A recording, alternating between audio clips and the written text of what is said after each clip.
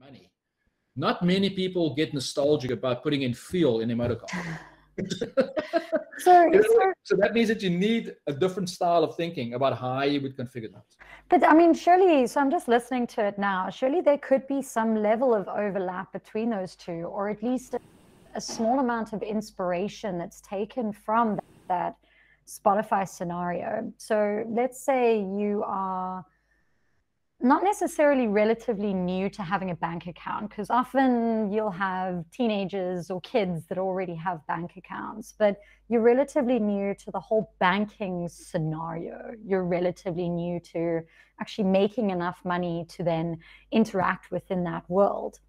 So for the very first time you come into the app, you actually only select, like you would with Spotify, you select a few things about what you think you want. So what you think you want when you recently come into it is, I need somewhere to put my salary, and I need to be able to withdraw money from that salary or do EFTs. Okay, cool. So then you've got a really limited amount of things within that space that you can interact with. Yeah. And then slowly, as you learn, you begin to request more information from that.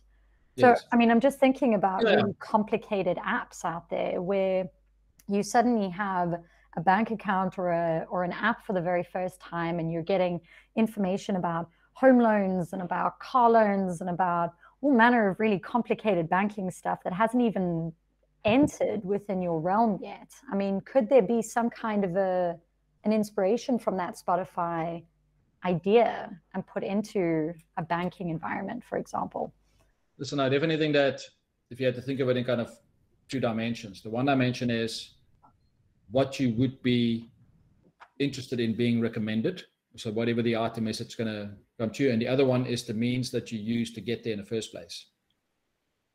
So that means that if you're a person, if you think about something like checking balances on accounts, bank accounts or telcos and so on, it is habitual today.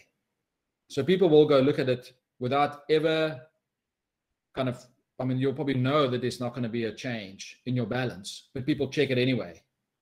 So the question is, if you're an inbound based, or if there's an inbound based call where somebody is going to want to check something, what would the recommendation look like then if it's outbound? And I think a lot of recommended designs forget about that. They forget about the fact that if I'm going to engage with you cold, and I need to know the time of the day, the kind of things I'm going to say, and how I'm going to drag you into a conversation by context and setting multiple contexts so that it would look like you are contributing to something that will be highly specific to you, because I am doing it to you. So that means it's kind of a one-to-many relationship. But if you come to me and you are about to check your balance, the moment you check that, the recommender needs to know that people that have got this much money in the bank and perform this kind of behavior, normally buy these kind of products over this kind of time, normally have all these interactions. And that's why you can't use classical recommender systems for that. You need a complex behavioral model that will then know that this person would want to act on the following capability. So the question then, Esther, is if you're already, let's take a banking example. If you're already totally banked, what do I recommend to you? All I can recommend to you then is something that sits on the periphery of what you do. Mr. Customer, can you recommend customers to come to the bank? And if you recommend those customers to come to the bank, I will incentivize you. So then you use the network effect. But the recommender needs to know that I have already satisfied. There's no point recommending to me yet another credit card, yet another, and that's what often happens. People use historical data that lasts forever, and you need to be fresh and know how, especially if it's inbound. So I definitely think you need to think about it in both directions. And it's the same thing when you think about music. If Spotify, let's take the Spotify example. If Spotify had to spam you with music and they know nothing about you, or even if you have an account and you haven't used it for a year, what is it going to recommend you if it knows that there are about 1 million titles that might relate to the things that you like normally? It'll recommend the most popular thing, right? That's it. So you take the exploitative view, because whatever is popular sells. And you think about the long tail, Chris Anderson's long tail kind of discussion in retail, that's exactly what happens. You take the things that is the most popular with the highest impact that most people should like, and you forget about the fact that the ones who can have highly specific things just for them kind of then they kind of get forgotten. Yeah.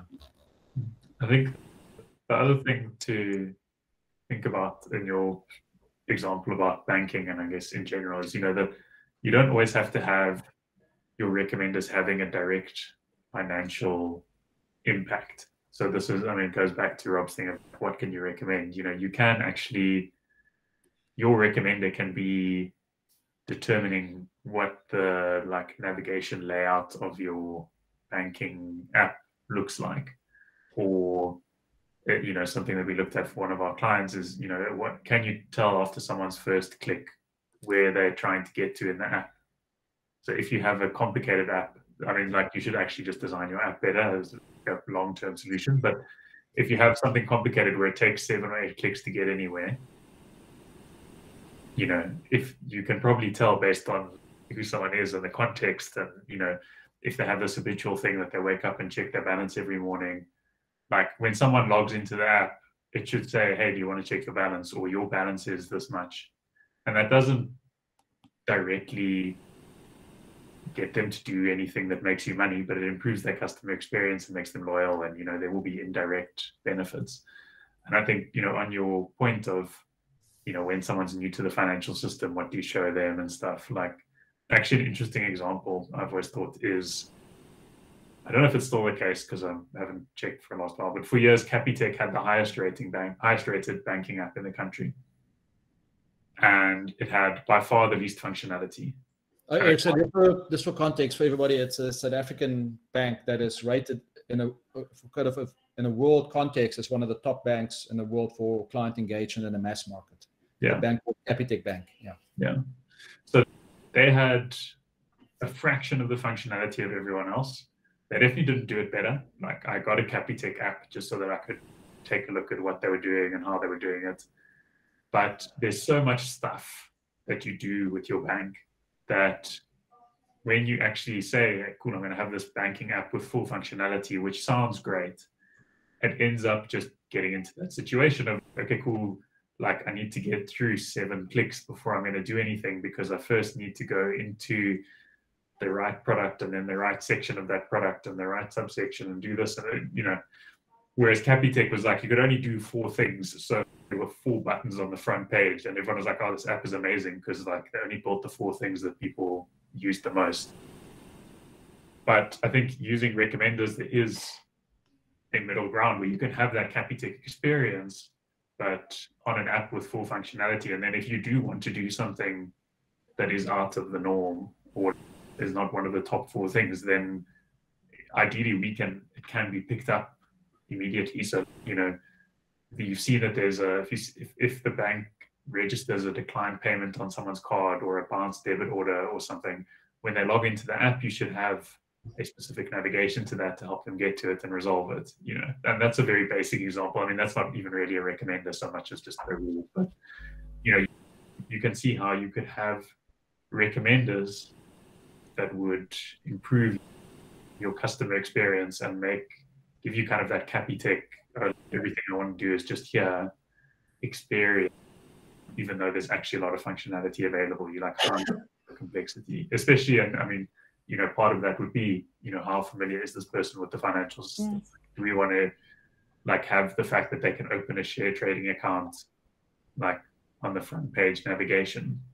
Probably not, because they're never going to do it. Let's rather use that space for, I don't know, the recent salary deposit, because they don't actually know when they get paid and that they're getting paid and all that sort of stuff. So, yeah.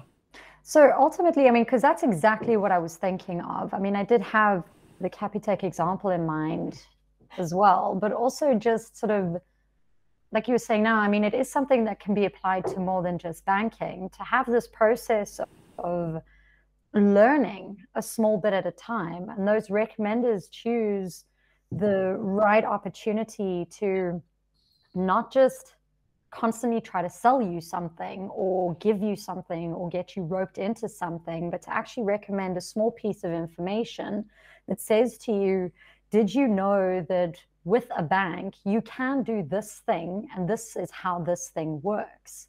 Would you like to know more about it? And so then maybe you select yes, and then you kind of go down a pathway and you drop off halfway through, and the bank goes, or the recommender will know, okay, cool, well, don't mention this again for a little while because clearly they got overwhelmed.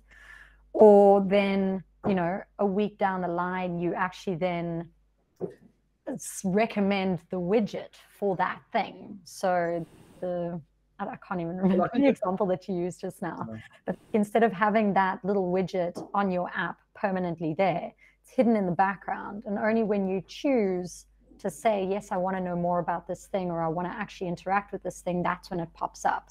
So you don't have this cluttered environment. So Jess, here's an example.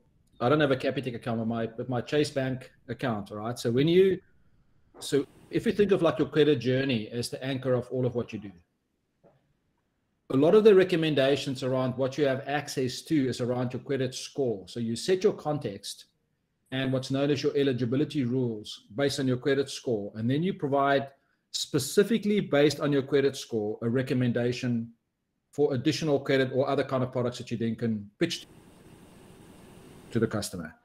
The other recommendation sits around your rewards. So the rewards recommendations, in this context, if I just look at my rewards recommendations, it's called Ultimate Rewards. It knows that I've got a certain amount of points that I haven't spent. Obviously for the bank, that sits on the balance sheet as a risk, the fact that you haven't spent your points, and they want you to do that. And it says that you can either cash in your points to these accounts or you can go spend it over there. So it then recommends to you what kind of services or products you can purchase. And then it's got right at the bottom generic offers. And the generic offers are either product or service. So you can say that I want to go to a movie, go to watch a particular band, in this case in New York, where my account's originally from kind of New York, Manhattan. So you can go watch a band. And if you select this, you can fulfill it directly through the payment system that sits inside the banking app. So that means that ability to conglomerate and to have this multitude of contexts fundamentally push you away from historical recommender systems, because it has got to do with different eligibility rules and context. It's nothing to do with, and I know there was a question earlier around like the RFM model. You know, if you had to do pre-segmentation on, even if we do this, had to look at like recency, right? The elapsed time of a customer's last transaction with a brand and all the sort of generic activity that normally happens. In banking, you don't have those classical measures that you would apply that if you had somebody that has got a singular brand app like a Nike or an Apple. So that means that it's about digital interactions. The purpose of you going to the digital channel is not to go to the channel. It's to perform a certain action or to observe information. Two things that you normally want to do when you interact. So that means that your recommender can use your digital personality as the output of your recency. If you look at frequency and you want to be able to look at how frequent somebody engages with you, there's people that, like we said earlier, highly frequent and some that don't do it frequently at all. You know, so you need to decide based on your brand what that means. I remember we used the spousal dynamic model to get to that equilibrium, you know, and sentimental equilibrium will tell you the point at which if people don't come to you, they've forgotten about you. And if they don't interact with you, they're not going to be that important. And then the monetary value. How do you determine the monetary value in banking? You can't. So for retail, yes, that works well generically. Maybe even for media, if you sell point-based media solutions, if you had to go and rent a movie at a time, you can use those kind of measures. But most pay TV measures today don't use any of those theoretical constructs because they know that it's continuous engagement, and most of the interactions have got to do with that highly contextual behavioral intervention. It is not just about the generics of how these things work. But I think that the point of the bank, like with Chase Bank, you know, and if I just look at my offers, I'm not sure if these are always that relevant to me. I'll probably need to go talk to them about fixing some of these things, because it's given me 23, you know, of those where it says that I probably need something from, you know, Old Navy and Sealy, and I need to go to, you know, CVS. That's, I mean, maybe that's right. Yeah, I need to, if I get a headache. But the thing is that there are a couple of recommendations, and what it does, it's got a partnership, and it tells you the urgency of when you need to do it. So that offer is only valid for 4 days, so it gets cached. So that means that you need to be able to cache that if you wanted to do that kind of configuration yourself. Anyway, that was just an example of something that's, more like international bank.